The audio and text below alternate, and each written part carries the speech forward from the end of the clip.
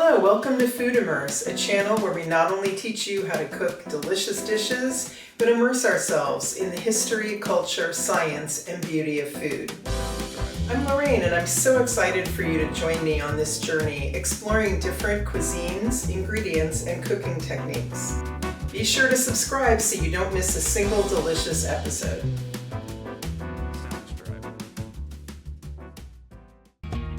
Patatas Bravas, or brave potatoes. This is a beloved tapas dish in Spain and would be considered a pinchos or skewered tapa by inserting a toothpick into each potato piece. The name Patatas Bravas, or brave potatoes in English, refers to the smoky, spicy, tomato-based sauce that accompanies this dish. Russet potatoes are peeled, cubed, and then boiled in water with baking soda for just a minute, enough time to soften the outside layer, before being beat up a bit with a rubber spatula prior to deep frying. The baking soda causes a reaction that releases amylose in the potato starch, which then becomes a crunchy, crusty layer on the potatoes when deep fried. Who doesn't love fried potatoes? And this is an especially delicious version. All right, let's get cooking.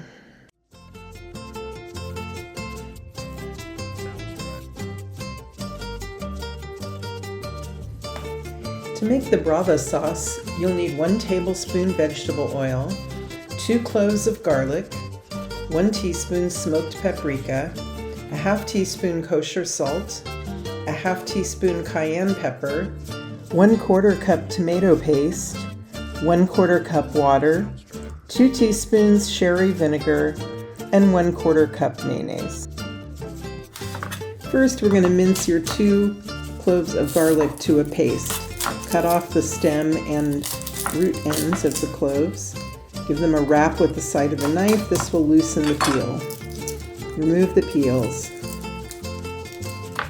Give them a rough chop to start, and then you're going to sprinkle some kosher salt over the little pile, maybe a 1/4 teaspoon or less. The roughness and coarse edges of the kosher salt will assist with the breakdown of the garlic. Run your knife a couple times, then turn your knife on the side and drag it at just a slight angle to the board. That will help mash up the garlic further. The next thing you're going to do is flip your knife upside down, holding your non-cutting hand as far down to the bottom as possible to be safe. The slightly wider top of the knife will further mash the garlic. You can run the side over it again, and I think we have pretty good garlic paste at this point, so just gather the garlic up and you're ready for the next step.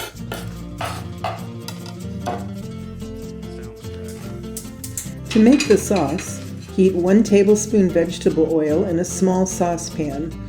Once the oil is shimmering, add the garlic,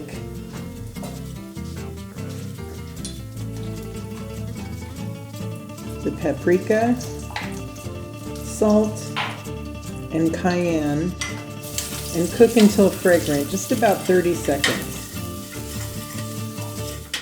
Next, we're going to add the tomato paste and cook that for about another 30 seconds. This will cook out the sort of harshness of the tomato paste. Add the water, bring to a boil, and simmer over medium-low heat until thickened, about 3 to 4 minutes. Transfer sauce to a bowl, whisk in vinegar, and allow to cool completely.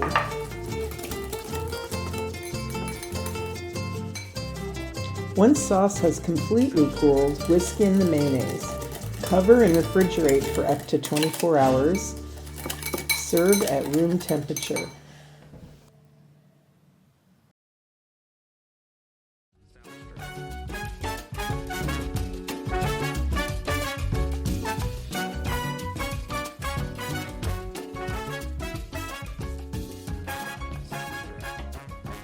To make the potatoes, you'll need 2 1/4 pounds russet potatoes, a half teaspoon baking soda, kosher salt, and 3 cups of vegetable oil.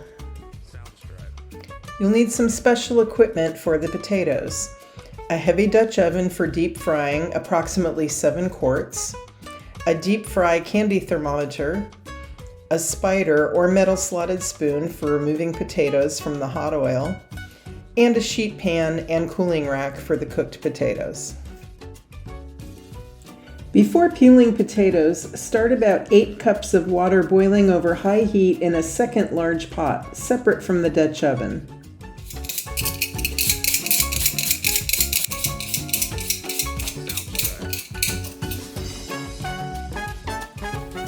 After peeling each potato, cut into about 1-inch chunks, and then put the chunks into a bowl of cold water. This will prevent oxidation and the potatoes turning gray. Do each potato one at a time.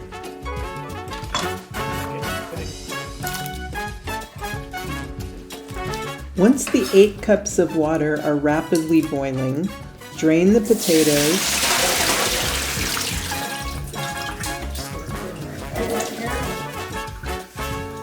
and then put them into the rapidly boiling water and add the teaspoon of baking soda. Bring the potatoes back to a boil.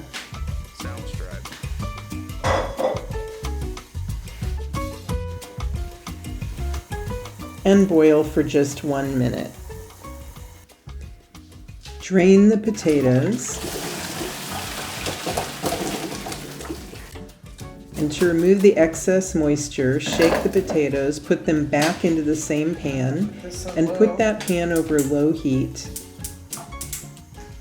for about 30 seconds to a minute. You can shake the pot a little bit for about a minute. And the idea here is to get the excess water off of the potatoes. Once you've accomplished that, you can turn the heat off and add 1½ teaspoons of kosher salt. Now you're going to stir them with a rubber spatula and sort of beat up the outside of the potatoes. This is what's going to form a really great crust. Because you only cook the potatoes for 1 minute, you're just affecting the outside of the potato. The inside will be cooking in the oil. Lay potatoes out in a single layer on a rimmed sheet pan to cool. Put the 3 cups of oil in the Dutch oven and start heating over high heat until the oil reaches 375 degrees Fahrenheit.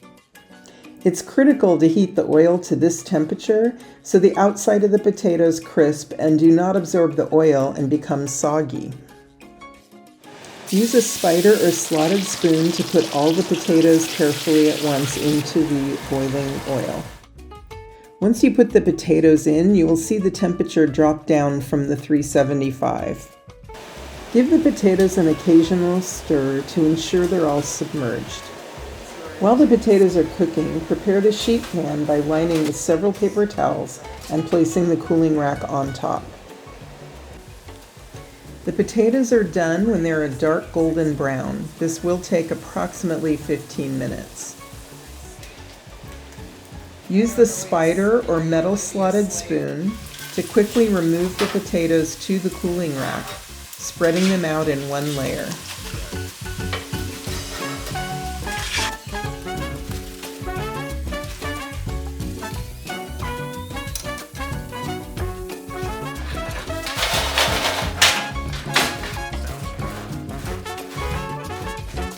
Add kosher salt to taste while the potatoes are still hot. You can plate on either a platter or individual plates. Be sure to put the Bravas sauce down first, then add the potatoes. Avoid putting the sauce over the potatoes so they don't lose their crisp exteriors. Garnish with chopped parsley and serve.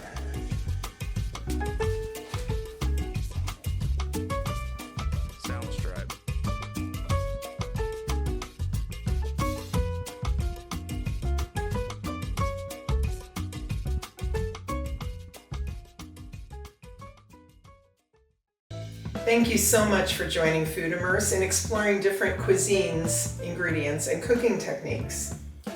If you enjoyed this video, please hit like and subscribe so you don't miss a single delicious episode. If you make this dish, I would love to hear about it in the comments or shoot me an email. Until next time, cheers to good food.